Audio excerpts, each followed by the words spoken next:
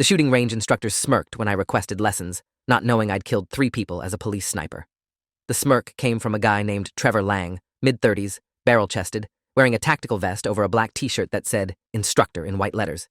His partner, a younger guy with a buzz cut and CrossFit arms named Kyle Robbins, actually laughed out loud when I asked about their beginner pistol course.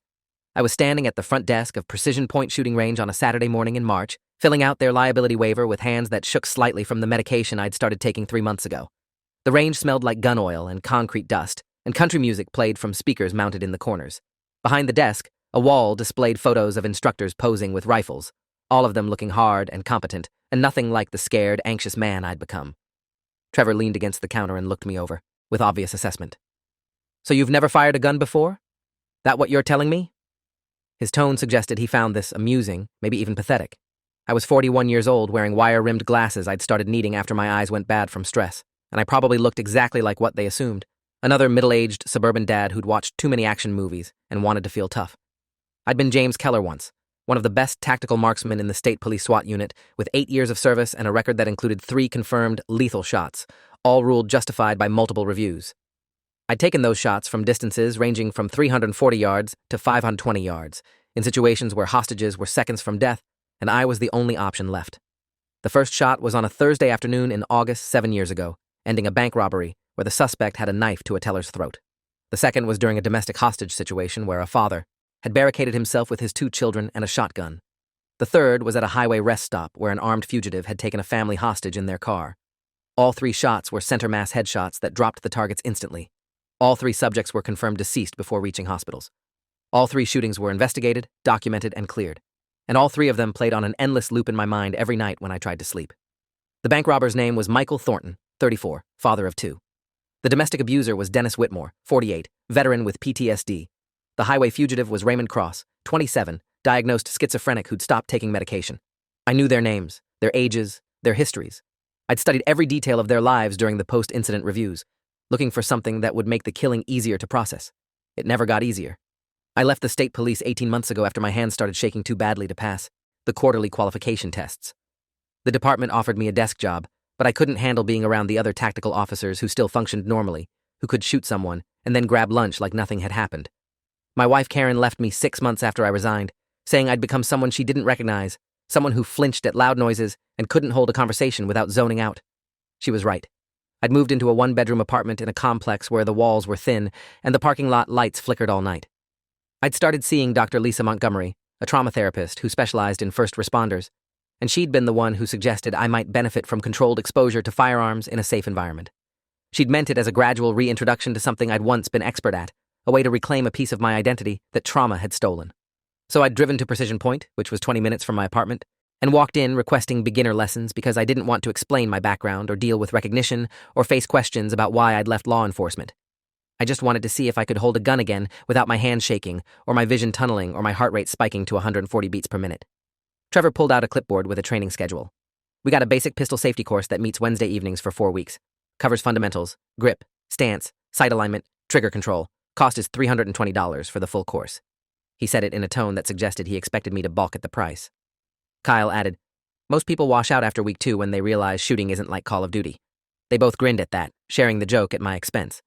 I paid the $320 in cash and scheduled for the Wednesday course starting the following week. Trevor handed me a course packet and told me to review the safety rules before the first class. Kyle asked if I owned a firearm, and I said no, which was technically true since I'd sold my personal Glock 19 when Karen left. What I didn't mention was that I'd qualified expert on 14 different weapon systems during my time with the state police, or that I'd built custom loads for .308 and .338 Lapua rounds that could hit man-sized targets at 800 yards, or that I'd spent more hours looking through rifle scopes than these 2 had spent at the gym. They didn't need to know any of that. I was here to heal, not to prove anything. The first class on Wednesday had 8 students, including me. The others were mostly younger, a mix of men and women in their 20s and 30s who seemed excited and nervous in equal measure. There was a couple who'd come together, holding hands while Trevor demonstrated the grip on a blue training pistol. There was an older woman, maybe 60, who said she lived alone and wanted to feel safer. There was a young guy with a scraggly beard who kept talking about his Second Amendment rights. And there were 2 college-aged women who giggled whenever Kyle corrected their stance. Trevor started with a PowerPoint presentation covering the 4 fundamental safety rules, projected on a white screen at the front of the classroom. The rules were basics I'd learned at age 22 in the police academy. Treat every weapon as if it's loaded. Never point at anything you don't intend to destroy. Keep your finger off the trigger until ready to shoot. Be sure of your target and what's beyond it. Trevor presented this information like it was profound wisdom he was bestowing, and the other students took notes diligently. I sat in the back and tried to focus, but my mind kept drifting to the bank robbery, to Michael Thornton's head snapping sideways when my bullet struck, to the way his body had crumpled. Dr. Montgomery had said these intrusive thoughts would decrease with exposure therapy, but so far they'd only gotten worse. After the classroom portion, we moved to the range itself. Precision Point had 12 lanes separated by dividers, with targets on motorized tracks that could be set at distances from 7 to 25 yards. The ventilation system hummed loudly, pulling smoke and particulates up through ceiling vents. The floor was concrete painted gray, scattered with brass casings from previous shooters. Trevor and Kyle set us up in lanes with 22 pistols, small Ruger Mark IVs that had almost no recoil. Trevor explained we'd start with these before moving up to larger calibers in later weeks. He demonstrated the proper grip, dominant hand high on the backstrap, support hand wrapped around, both thumbs pointed forward. It was a textbook grip, the same one I'd taught to junior officers during my time as a range instructor for the state police. Trevor had us dry fire first, practicing trigger pull without ammunition. I picked up the Ruger and felt the familiar weight of a firearm in my hands. My right hand started trembling almost. Immediately, a fine shake that made the front sight wobble. I forced myself to breathe slowly, using the box breathing technique Dr. Montgomery had taught me. 4 counts in, 4 counts hold, 4 counts out, 4 counts hold. The shaking decreased, but didn't stop completely. Kyle came over to check my grip and immediately started correcting me, adjusting my thumb position and telling me to relax my shoulders. I let him make the adjustments, even though my grip had been fine, even though I could have corrected his grip, which was actually slightly wrong with his support hand too low. He moved on to the college girls, spending significantly more time adjusting their stances, and Trevor started the live fire portion. We loaded 5 rounds each and fired at paper targets set at 7 yards. The other students' shots were scattered across the targets, some hitting the paper, many missing entirely. The older woman flinched badly with each shot, jerking the trigger and pulling her shots, low and left. The couple both shot okay, grouping their hits in the center torso area. The Second Amendment guy hit the floor 3 times and the ceiling once. I fired my 5 rounds slowly and deliberately, focusing on sight alignment and trigger press, trying to ignore the panic rising in my chest with each shot. All 5 of my rounds went into a 3-inch group in the center of the target's head area. It was muscle memory I couldn't suppress, my body remembering thousands of hours of training even as my mind screamed at me to stop. Trevor came over to check my target, and his expression changed from patronizing to confused. "You said you'd never shot before." It wasn't a question, more like an accusation. I told him I'd gotten lucky, that I'd watched a lot of YouTube tutorials on proper technique. Trevor studied my target for a long moment, then looked at me with narrowed eyes. "Yeah, lucky." He didn't sound convinced. For the rest of the class, I shot deliberately worse, spreading my groups and putting rounds in the outer rings of the target. It still looked better than most of the other students, but not suspiciously perfect anymore. Trevor and Kyle continued their instruction, but I noticed Kyle watching me more carefully now, his expression less mocking and more evaluative. After class, while we were cleaning up, Trevor asked me again where I'd learned to shoot. I stuck to my story about internet research and practice with an airsoft pistol. Trevor said that was impressive for a beginner and that I might move through the course faster than the others. I thanked him and left quickly, my hands shaking worse than when I'd arrived. The second week of class focused on sight alignment and trigger control. Trevor had us doing extensive dry fire practice, building muscle memory for a smooth trigger press without disturbing sight picture. This was remedial stuff for me, but I went through the motions and asked basic questions I already knew the answers to. The other students were improving, their groups tightening as they internalized the fundamentals. The older woman, whose name was Dorothy, was still struggling with flinching, and Trevor spent extra time with her, which I thought showed some patience I hadn't expected from him. The Second Amendment guy, named Brad, was arguing with Kyle about California gun laws and whether the state's regulations were constitutional. Kyle looked annoyed but professional, explaining that range rules required following all applicable laws regardless of personal beliefs. During live fire, I continued to shoot well but not perfectly, hitting the 8 and 9 rings consistently, but avoiding the kind of tight groups that would raise more questions. After class, Trevor pulled me aside and asked if I'd be interested in the intermediate pistol course that ran on Friday evenings. He said I was progressing faster than typical beginners and might benefit from more advanced instruction. I told him I'd think about it, even though the idea of more range time made my chest tight with anxiety. The third week introduced us to larger caliber handguns. Trevor brought out a selection of 9mm pistols, Glock 17s, Smith & Wesson M&Ps, and Sig Sauer P320s. The recoil was significantly more noticeable than the 22s we'd started with, and several students struggled with the increased power. Dorothy's flinch got worse. Brad shot faster and less accurately, trying to show off. The couple both did well, taking their time with each shot. The college girls were getting frustrated, their groups spreading wider. Trevor and Kyle demonstrated proper recoil management, explaining how to use the push-pull grip tension to control muzzle rise. I picked up the Glock 17 and felt a sharp stab of memory. This was the same model I'd carried as my duty weapon for 8 years, the same weight and balance and trigger feel. For a moment, I couldn't breathe, couldn't move, just stood there holding the empty Glock while my vision narrowed and my heart hammered. Kyle noticed and came over, asking if I was okay.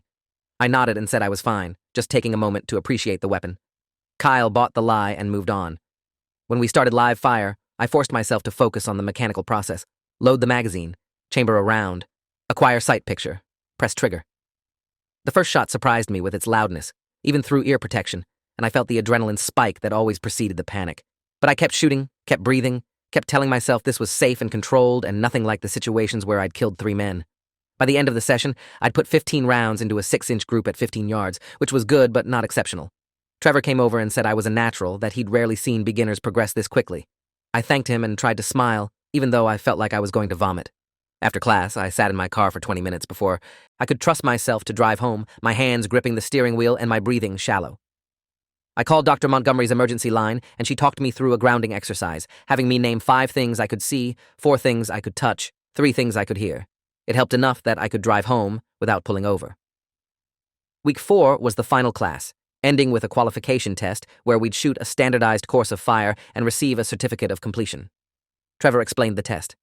20 rounds fired at various distances, scored on accuracy and time. I knew I could pass easily, but I also knew that performing too well would raise more questions. I decided to shoot just well enough to pass without drawing attention, hitting the required zones but not clustering all my shots in the bullseye. The morning of the final class, I got a call from an unknown number. When I answered, a man's voice said, "Is this James Keller?" The use of my full name immediately put me on alert. I confirmed and asked who was calling.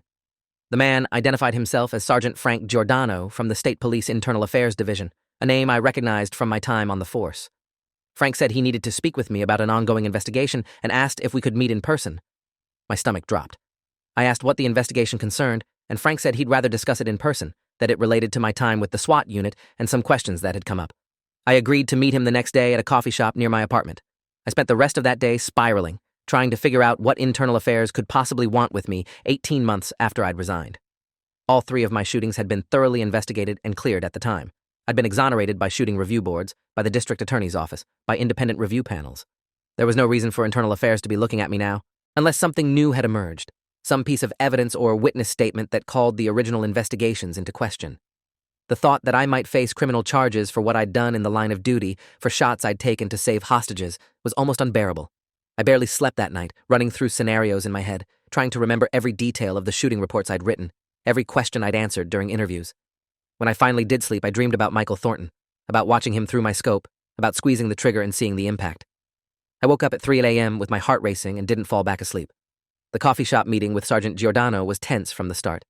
Frank was in his early 50s, gray hair cut short, wearing a suit that looked like it had been slept in. He ordered a black coffee, and we sat in a corner booth away from other customers.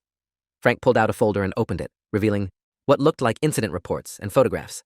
He said he'd been conducting a review of all officer-involved shootings over the past decade as part of a broader assessment of use-of-force policies.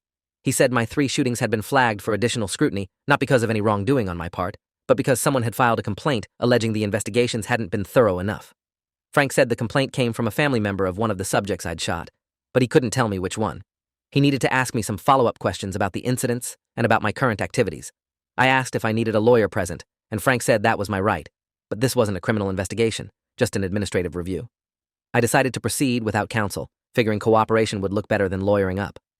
Frank asked me to walk through each shooting chronologically, describing my thought process, what I'd observed through my scope, why I'd determined lethal force was necessary.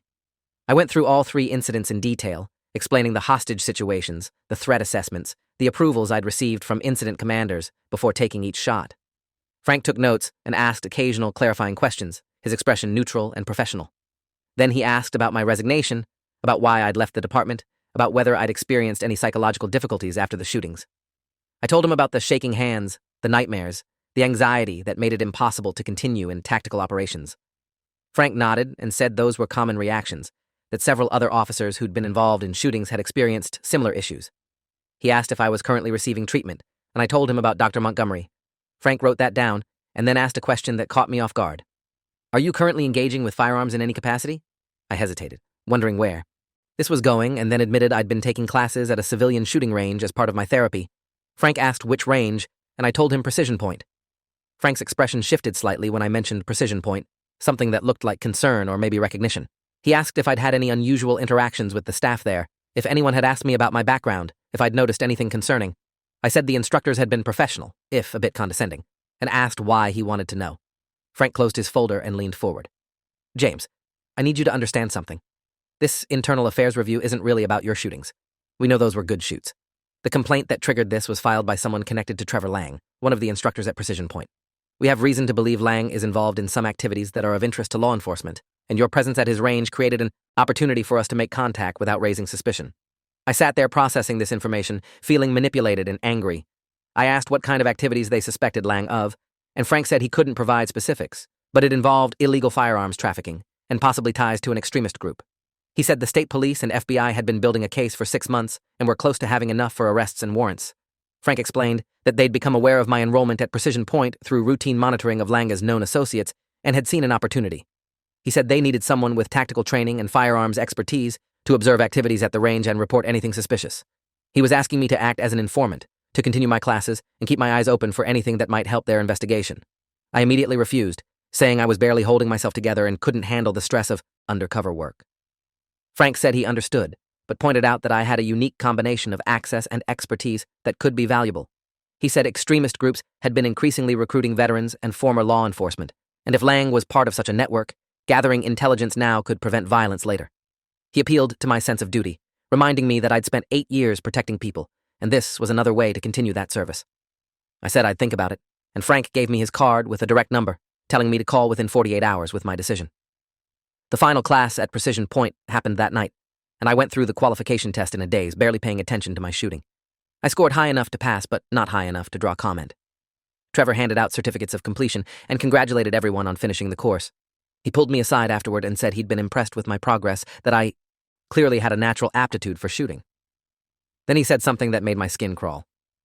You know, we have some advanced training opportunities that aren't advertised publicly. Small groups, serious shooters, people who understand that the Second Amendment is under attack and we need to be prepared to defend it. If you're interested in that kind of training, let me know. His tone had shifted from the casual condescension of an instructor to something more intense, more ideological. I told him I'd be interested and asked for more details. Trevor said he'd send me information via email and that I should use a secure email address, not anything connected to my regular accounts. Red flags everywhere. I called Frank Giordano the next morning and told him I'd cooperate. He set up a meeting for that afternoon at an FBI field office downtown, where I was introduced to Special Agent Rebecca Ortiz, who'd been leading the investigation into Trevor Lang and his associates. Rebecca was in her late 30s, efficient and focused, with the kind of intensity that suggested she'd been working this case for a long time. She explained that Precision Point shooting range was being used as a recruitment and training ground for members of an organization called the Constitutional Patriots Alliance, a militia group that the FBI had classified as a domestic terrorism threat. The group believed the federal government was illegally infringing on citizens' rights, and that armed resistance might become necessary. Trevor Lang was a regional coordinator for the CPA, and Kyle Robbins was also a member. Rebecca showed me surveillance photos of meetings at the range after hours, men in tactical gear conducting drills, stockpiles of ammunition and materials for building explosives. She said the FBI had been gathering evidence for months, but needed someone inside to provide testimony about recruitment efforts and illegal weapons modifications they suspected were happening on site. Rebecca explained my role would be limited and controlled.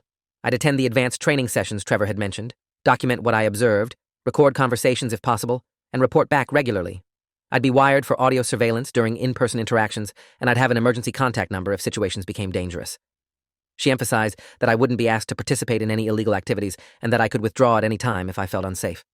The operation was expected to last no more than 6 weeks, after which they'd move forward with arrests based on the accumulated evidence. I asked what would happen to me after the arrests, whether my involvement would become public, whether I'd be required to testify. Rebecca said my identity as a confidential informant would be protected unless absolutely necessary for prosecution, and that they'd work to keep me out of court proceedings if possible. I agreed to proceed, driven partly by a sense of duty, but mostly by anger that these people were using firearms training as cover for extremism and potentially violent activities. Frank and Rebecca spent the next 3 hours briefing me on the CPA's ideology, their known members, and the specific information the FBI needed to complete their case. Trevor's email arrived 2 days later, sent from a Proton Mail account to the secure email address I'd created per Frank's instructions. The email was brief and cryptic. Advanced Defensive Tactics Training. This Saturday, 8 p.m., usual location. Bring cash, $500. Come alone. Delete this email. I forwarded it to Rebecca and received instructions for the surveillance equipment I'd be wearing. Saturday morning, I met with FBI technical specialists who fitted me with a body-worn transmitter disguised as a car key fob and a backup recording device sewn into the waistband of my jeans. They tested the audio quality and gave me a panic phrase I could use if I needed immediate intervention. I need to call my wife. The specialists reminded me to act naturally, not to push for information, just to observe and document. Easy to say, harder to do when my hands were already shaking and we were still 4 hours from the meeting. I spent the afternoon running through scenarios with Frank and Rebecca, practicing how to deflect questions about my background without lying in ways that would be obvious to people with tactical training. Precision Point at night looked different than during business hours. The parking lot lights were off, except for one fixture near the entrance, leaving most of the area in shadow. I parked in back as instructed in Trevor's email and approached the front door, which opened before I could knock. Kyle let me in, scanning the parking lot behind me before closing and locking the door. Inside, the range was dimly lit, with only every third overhead light turned on. There were 6 other men already present, all of them white, ranging in age from late 20s to early 50s, all wearing casual clothes that looked worn and practical. Trevor introduced me as James, giving no last name, and went around the group doing the same minimal introductions. No one shook hands. The atmosphere was tense and conspiratorial, everyone speaking in low voices, frequently glancing toward the entrance. Trevor collected cash from each person, $500 in unmarked bills, and put the money in a safe behind the front desk. Then he led us all to lane 12, the farthest from the entrance, where a folding table had been set up with what looked like rifle parts and modification tools. Trevor started talking, his voice taking on a lecturing quality that felt rehearsed. He said we were living in unprecedented times, that the government was systematically eroding constitutional rights, that gun confiscation was coming, and citizens needed to be prepared to resist. He said the training we'd received tonight was about building skills for when the rule of law broke down and Americans would need to defend their families and communities. Several men nodded along, one muttering "damn right" under his breath. Trevor then unveiled 3 rifles laid out on the table, AR-15 platforms that had been extensively modified. He pointed out features like shortened barrels, removed serial numbers, and full auto conversions that were blatantly illegal. He explained these modifications made the weapons more effective for defensive operations in close quarters, and said he could provide similar modifications for a price. He asked if anyone wanted to test fire the modified weapons, and 2 men immediately volunteered. My skin crawled watching this, knowing I was witnessing multiple federal firearms violations that could send everyone in this room to prison. Kyle led the 2 volunteers to the firing line, while Trevor continued addressing the rest of us. He said the Constitutional Patriots Alliance was looking for men with tactical skills, men who understood that talk wasn't enough anymore. That action would be required soon. He said there were training camps happening across the region where members learned advanced combat tactics, explosives handling, surveillance, and counter-surveillance techniques. He said membership required vetting, background checks to ensure no one was law enforcement or federal agents, and total commitment to the cause. One of the men asked how to join, and Trevor said he'd provide contact information to those who proved themselves trustworthy. I stood there, trying to look interested while fighting the urge to run. The sound of fully automatic fire erupted from lane 12, the modified AR-15s emptying magazines in sustained bursts that would have been immediately recognized as illegal by anyone who knew firearms. Trevor smiled at the sound and said, "That's the sound of freedom." The cognitive dissonance of someone breaking federal law while claiming to defend constitutional rights was staggering. After the test firing, Trevor brought the group back together and started asking questions, trying to assess each person's background and skills. He asked about military service, law enforcement experience, combat deployments, specialized training. Most men had some background, veterans of Iraq or Afghanistan, a couple former military police, one guy who claimed to have been a security contractor. When Trevor got to me, I stuck to the cover story Rebecca and I had prepared. Construction worker, no military, but grew up hunting and had been shooting since I was a kid. Trevor seemed satisfied, but Kyle looked skeptical, his eyes narrowing as he studied me. Kyle asked what kind of hunting I did, and I said mostly deer and turkey in rural areas upstate. Kyle asked which specific areas, and I named some general regions without getting too specific. Kyle nodded but didn't look entirely convinced. Trevor moved on and started discussing the broader goals of the CPA, describing a vision of armed citizens ready to resist government overreach through force if necessary.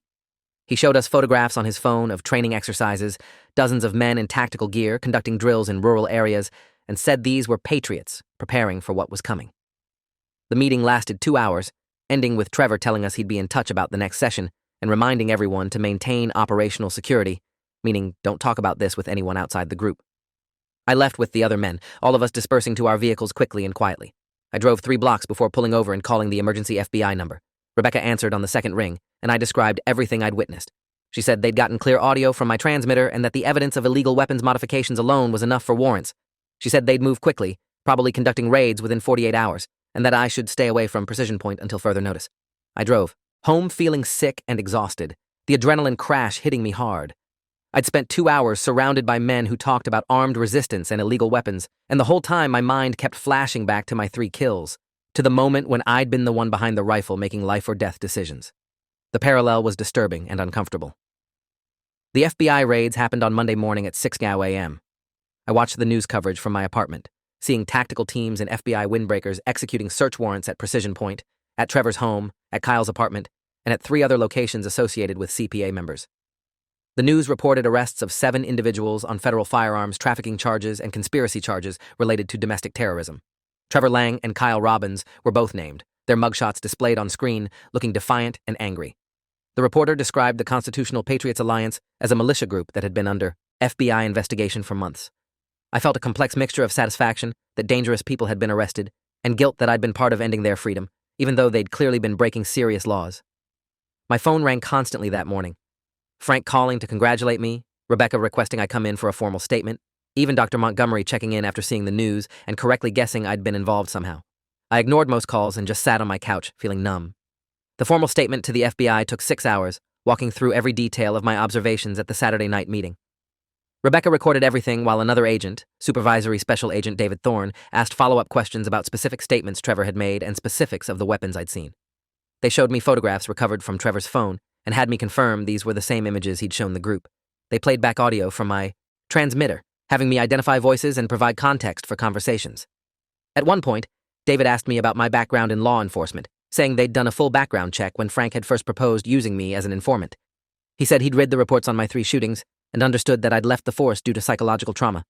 He asked if working this operation had negatively impacted my mental health, if I'd experienced any flashbacks or severe anxiety during the undercover work. I admitted the stress had been significant, but said I'd managed. David said the FBI had resources available if I needed counseling, and I thanked him, but said I was already working with Dr. Montgomery. The harder part came 2 weeks later, when the U.S. Attorney's Office informed me I'd need to testify at preliminary hearings for Trevor and Kyle. Despite earlier assurances that my identity as an informant would be protected, prosecutors said my testimony was essential for establishing the conspiracy charges. Trevor's defense attorney would have the right to cross-examine me, which meant my background would become part of the court record. Rebecca apologized, saying situations changed as cases developed, but my testimony was the difference between solid convictions and potential acquittals. I agreed reluctantly, knowing my cooperation couldn't be halfway, that I'd committed to this when I'd accepted the FBI's request. Dr. Montgomery said testifying might actually be therapeutic, a way to reclaim agency and purpose after feeling powerless for so long. She said using my skills to stop potential violence was fundamentally different from the shootings that had traumatized me, and that my mind might start to separate the 2 experiences. I wasn't convinced, but scheduled extra therapy sessions to help me prepare for the courtroom stress. The preliminary hearing was held on a Friday morning in federal court downtown. I arrived early with Rebecca and was escorted to a witness preparation room where an assistant U.S. attorney named Patricia Kim briefed me on what to expect. Patricia was sharp and no-nonsense, with 15 years of prosecuting federal cases and a reputation for winning. She said Trevor's attorney would try to discredit me by highlighting my PTSD and departure from law enforcement, suggesting I was unstable and my observations couldn't be trusted. She said I should answer questions directly and honestly, not try to hide my struggles, but emphasize that I'd been competent to observe and document what I'd witnessed. Patricia walked me through likely questions, and we practiced my responses until I felt reasonably prepared. Then, a court security officer led me to the courtroom, and I took the witness stand facing Trevor Lang for the first time since the arrests. Trevor's expression was pure hatred, his jaw clenched, his eyes boring into me with barely controlled rage. Patricia began with direct examination, establishing my background as a former state police tactical officer with 8 years of experience. She asked about my training, my qualifications, my 3 lethal force incidents, and the investigations that cleared me. She established that I was an expert in firearms and tactics, credible to assess the weapons and activities I'd observed. Then, she walked me through the Saturday night meeting at Precision Point in detail, having me describe the illegal weapons modifications, Trevor's statements about the CPA's goals, the recruitment pitch for militia training. Patricia entered my recordings as evidence, playing portions of audio where Trevor explicitly discussed illegal weapons and violent resistance to government authority. Trevor's attorney, a woman named Judith Blackwell who specialized in defending federal firearms cases, began her cross-examination by immediately attacking my mental state. She asked about my PTSD diagnosis, about the medication I was taking, about whether I'd been having hallucinations or experiencing paranoia. I answered honestly that I had PTSD but wasn't having hallucinations, that my observations at the meeting had been clear and accurate. Judith pressed harder, asking if my trauma from killing 3 people might make me see threats where none existed, if I might have misinterpreted ordinary gun enthusiasts as dangerous extremists. She asked if I'd been motivated by guilt to redeem myself by taking down others who used firearms. She asked if the FBI had pressured me to provide incriminating information regardless of accuracy. I pushed back on each question, explaining that I'd documented objective facts: illegal weapons modifications that violated federal law, statements about violent resistance that constituted conspiracy, recruitment for a militia group classified as a domestic terrorism threat. Judith tried to rattle me, but my years in law enforcement had prepared me for hostile questioning. The judge, a no-nonsense woman named Cynthia Valdez, eventually cut off Judith's line of questioning, saying my mental health was relevant to credibility, but that she'd established that point sufficiently. Judge Valdez ruled there was probable cause to proceed to trial on all charges and denied bail for both Trevor and Kyle, citing them as flight risks and potential dangers to the community. I was dismissed from the stand, and Rebecca escorted me out through a side exit to avoid any confrontation with supporters of the defendants who'd been in the courtroom. The media coverage of the case was extensive, and while my full name was initially withheld in court documents, local reporters eventually identified me through connections to the state police and my involvement in the 3 shootings years earlier. News stories began appearing with headlines like "Former Sniper Who Killed 3 Helps FBI Bust Militia Group" and "Trauma Leads Ex-Cop to Undercover Work Against Extremists." The stories were generally sympathetic to me, but included details about my mental health struggles and the reasons I'd left law enforcement. Some Second Amendment advocacy groups criticized me as a traitor who'd infiltrated a legitimate shooting range to entrap gun owners exercising their rights. Online comments were predictably toxic, with people calling me everything from a hero to a government stooge to a murderer who should be in prison. Dr. Montgomery said I needed to stay off social media and focus on my own healing rather than public perception. Easier said than done when strangers were debating your life and choices across the internet. The trial itself happened 4 months later, a 2-week proceeding that drew national attention to the CPA and other militia groups. I testified for a full day, repeating my account of the Saturday night meeting and enduring another round of cross-examination from Judith Blackwell. The prosecution presented overwhelming evidence beyond my testimony: the illegal weapons recovered in raids, communications between CPA members discussing violent plans, testimony from FBI agents who'd been surveilling the group, and even testimony from one CPA member who'd agreed to cooperate in exchange for a reduced sentence. The cooperating witness, a former Army sergeant named Gordon Hale, described training camps where members practiced ambush tactics and discussed targeting government buildings. Gordon said Trevor had specifically talked about acquiring explosives and that Kyle had drawn up target lists, including federal courthouses and law enforcement facilities. The evidence was damning, and the jury convicted Trevor and Kyle on all counts after just 3 hours of deliberation. Trevor was sentenced to 18 years in federal prison. Kyle got 15. Several other CPA members received sentences ranging from 5 to 12 years. The day of sentencing, I sat in the courtroom gallery watching as Judge Valdez delivered her ruling. She spoke directly to Trevor and Kyle, saying they'd betrayed the Second Amendment they claimed to defend by using it as cover for domestic terrorism. She said legitimate gun owners were harmed by extremists who gave ammunition to those seeking stricter regulations. She said the constitutional rights they'd claimed to protect didn't extend to illegal weapons trafficking and conspiracy to commit violence. Trevor stared straight ahead, showing no emotion, but Kyle broke down crying as guards led him away. I felt no satisfaction watching them sentenced, just a tired sense of completion. After the hearing, Patricia Kim thanked me for my cooperation, saying the case would serve as an important precedent for prosecuting domestic terrorism. Rebecca said the FBI was using intelligence gathered from this investigation to identify other CPA cells across the country. Frank said the state police were proud of my service, both during my time with the department and in this operation. Their praise felt hollow because I still couldn't sleep through the night without nightmares about Michael Thornton, Dennis Whitmore, and Raymond Cross. 6 months after the trial, I was still living in the same apartment, still seeing Dr. Montgomery twice a week, still taking medication for anxiety and depression. But something had shifted. The nightmares were less frequent, coming maybe twice a week instead of nightly. My hands shook less. I'd started leaving my apartment for things other than therapy and grocery shopping. Dr. Montgomery said the FBI operation had given me a sense of purpose and agency that had been missing, that I'd used my skills to prevent potential violence rather than being forced to respond to violence with lethal force. She said my brain was slowly learning to separate the justified killings I'd made as a police officer from the concept of myself as a killer. The distinction seemed subtle, but turned out to be important. I was someone who'd done a difficult job in impossible situations, not someone whose identity was defined by taking lives. The FBI work had reinforced that distinction in ways therapy alone hadn't achieved. I'd started considering returning to law enforcement, not as a tactical officer, but in some other capacity where my experience could be valuable. Rebecca had mentioned that the FBI's domestic terrorism division was always looking for analysts and consultants with tactical backgrounds who understood extremist groups. I'd submitted an application and had an interview scheduled for next month. The idea of working behind a desk analyzing threats rather than responding to them with a rifle felt manageable in ways active duty never would again. Frank said the state police would provide a strong recommendation, emphasizing my exemplary service record and successful cooperation with the FBI investigation. Even Patricia Kim had offered to serve as a reference, saying my testimony had been professional and credible, despite intense scrutiny. I didn't know if the FBI would hire me, didn't know if I could handle the stress of that environment, but I was willing to try. The alternative was continuing to work construction jobs and wondering if I'd ever find meaning in my life again. 1 year after Trevor's sentencing, I received a letter forwarded through Rebecca from Gordon Hale, the CPA member who'd cooperated with prosecutors. Gordon was serving his 5-year sentence at a federal facility in Pennsylvania and had participated in a de-radicalization program offered to inmates. His letter was apologetic and reflective, saying the program had helped him understand how he'd been manipulated by extremist ideology and how far he'd strayed from the values he'd learned in the Army. He said he'd read about my background and my 3 shootings and wanted me to know that he respected the burden I carried. He said taking a life in defense of others, as I'd done, was fundamentally different from planning violence for political ideology as the CPA had been doing.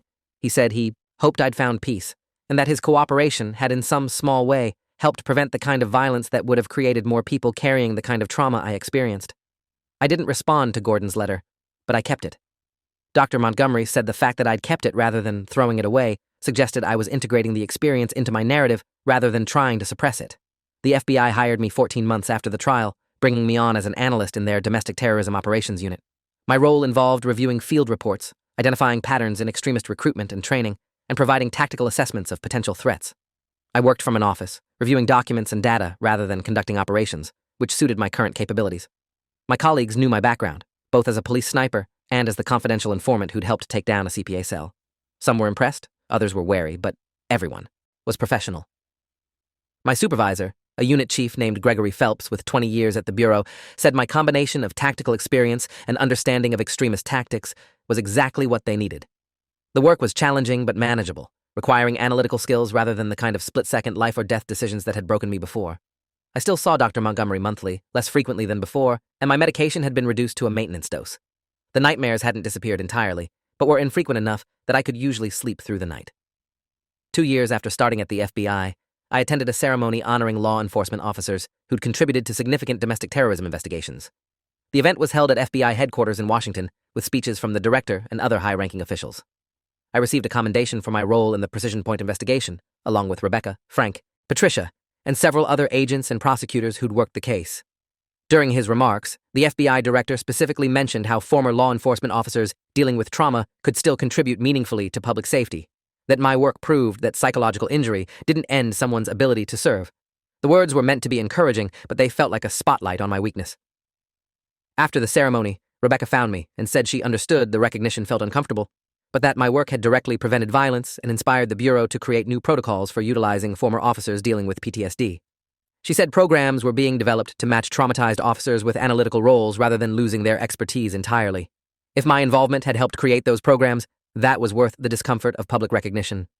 I never went back to a shooting range. The thought of firing a weapon recreationally, for sport or practice, felt impossible after everything that had happened. My duty weapon at the FBI was locked in a safe at the office, a Glock 19 I'd qualified with but had never drawn outside of training. I'd accepted that guns would always be part of my professional life, but didn't need to be part of my personal life. Dr. Montgomery said that boundary was healthy, that I'd found a way to integrate my skills and experience without re-traumatizing myself. She said the fact that I could work in counterterrorism without falling apart suggested significant healing had occurred, even if I didn't feel completely healed. 3 years after the trial, I'd built something resembling a normal life. I'd moved to a better apartment in a quieter neighborhood.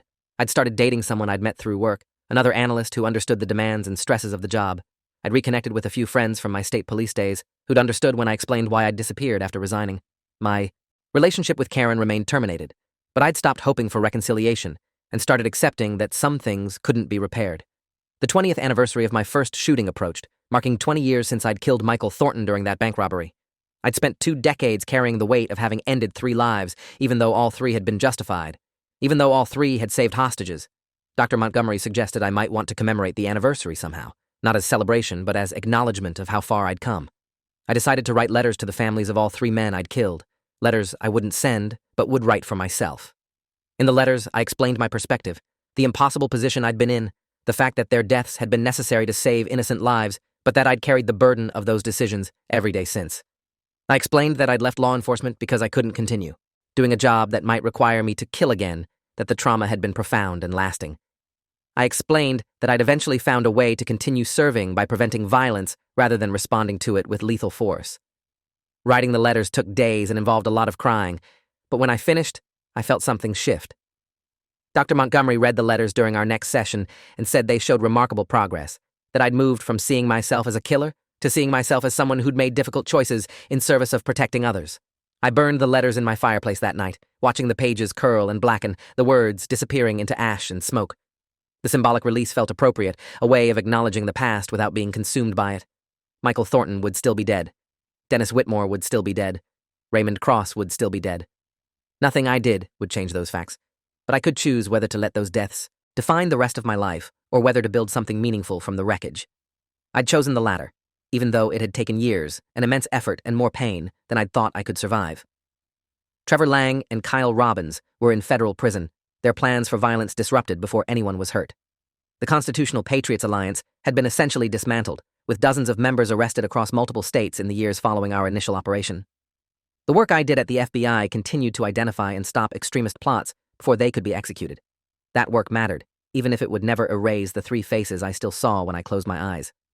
5 years after walking into Precision Point requesting beginner lessons, I stood in front of a room full of law enforcement officers and federal agents, delivering a presentation about identifying extremist recruitment in civilian firearm training environments. I talked about warning signs I'd observed, about the ideological language Trevor had used, about the progression from legitimate instruction to illegal activities. The audience was engaged and asked thoughtful questions, treating me as an expert rather than a damaged former officer who'd barely held himself together. After the presentation, several attendees approached to thank me, saying the information would help them recognize similar situations in their jurisdictions. One young FBI agent said she'd read about my role in the Precision Point case and was inspired to join the Bureau's counterterrorism division. She said knowing that people could heal from trauma and continue contributing gave her hope for her own career. I thanked her and gave her my contact information, offering to be a resource if she ever needed to talk. Walking out of that briefing room, I felt something I hadn't felt in years. Pride. Not pride in having killed 3 people, but pride in having survived the trauma and found a way to keep serving. That night, I called Dr. Montgomery to tell her about the presentation. She said the fact that I could stand in front of peers and speak authoritatively about my experience showed how far I'd come from the man who'd walked into her office 5 years ago, barely able to function. She said trauma recovery wasn't linear, that I'd continue having difficult days, but that I'd built resilience and purpose that would sustain me through future challenges. She asked if I still had nightmares about the 3 shootings, and I said yes, but less frequently and with less intensity. She asked if I still felt crushing guilt, and I said yes, but I'd learned to carry it without being destroyed by it. She said that was perhaps the best outcome anyone could hope for after experiences like mine, that complete healing might not be possible, but meaningful life definitely was. We scheduled our next session for a month out, the longest gap we'd ever had, and she said she was proud of my progress. I thanked her for staying with me through the worst of it, for not giving up when I'd wanted to give up on myself. The instructors at Precision Point had smirked when I requested lessons, seeing a middle-aged man in glasses who looked soft and uncertain. They hadn't known I'd killed 3 people as a police sniper, that I carried trauma most people couldn't imagine, that I was barely holding myself together. They hadn't known I'd be the one to bring down their criminal operation and send them to federal prison. They'd underestimated me completely, mistaking survival for weakness and healing for incompetence. That underestimation had been their critical mistake, the opening that allowed me to observe and document their crimes. In a strange way, their condescension had saved lives by keeping them from recognizing the threat I posed to their organization. If they'd known who I really was, they might have kept me at arm's length, and the FBI might never have gotten the evidence needed for prosecution. My apparent weakness had been my greatest strength, my trauma the perfect cover for someone gathering intelligence on domestic terrorists. I still lived with the weight of 3 deaths I'd caused, with the knowledge that Michael Thornton and Dennis Whitmore and Raymond Cross were gone because of decisions I'd made and shots I'd taken. That weight would never fully lift, and some nights I still woke up seeing their faces, still felt my hand shake when loud noises reminded me of gunfire. But I'd learned that carrying that weight didn't mean being crushed by it, that trauma and purpose could coexist, that a broken person could still do meaningful work in the world. The shooting range instructors had laughed at me without knowing my story, and in the end, their ignorance had been my advantage and their downfall. Justice had been served, both for the hostages I'd saved years ago and for the potential victims who'd been spared from the violence Trevor and Kyle had been planning. If that wasn't redemption, it was at least something I could live with. Thanks for watching till the end.